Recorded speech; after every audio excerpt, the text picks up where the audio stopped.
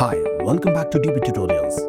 Today, I will show you a super trick to get the serial numbers in the right order no matter how much you filter. Let's start with some data. Imagine we are managing an employee list like this with some details. Generally, everyone enters the serial numbers like this.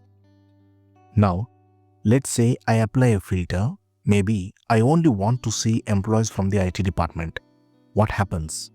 The serial numbers stay fixed and suddenly you see them like this as 3, 8, 13, 18, 23 and so on. Doesn't look neat at all when you want to publish this data on mail directly. So here is the magic formula.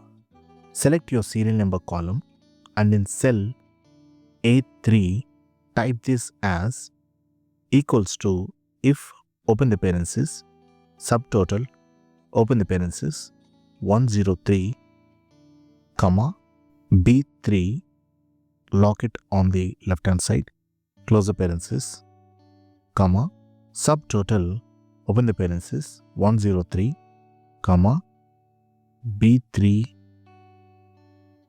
lock the reference colon B3 and lock it only on the left hand side close the parenthesis comma type inverted quotes close the parenthesis subtotal 103. This checks whether the row is visible after filtering. If it is visible, it counts the visible rows so far. If not, it leaves it blank. Press enter, drag it down, and now when you filter, your serial numbers adjust beautifully. Ta-da! Neat continuous numbering. Got it? It's so simple, right?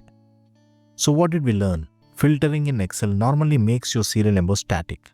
But with this simple subtotal formula, they instantly behave dynamic.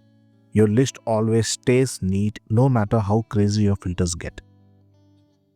If this trick saved your time, hit the like button, and if you want more fun Excel hacks, don't forget to subscribe to DP Tutorials and visit my website for more resources. See you in the next video. Thanks for watching.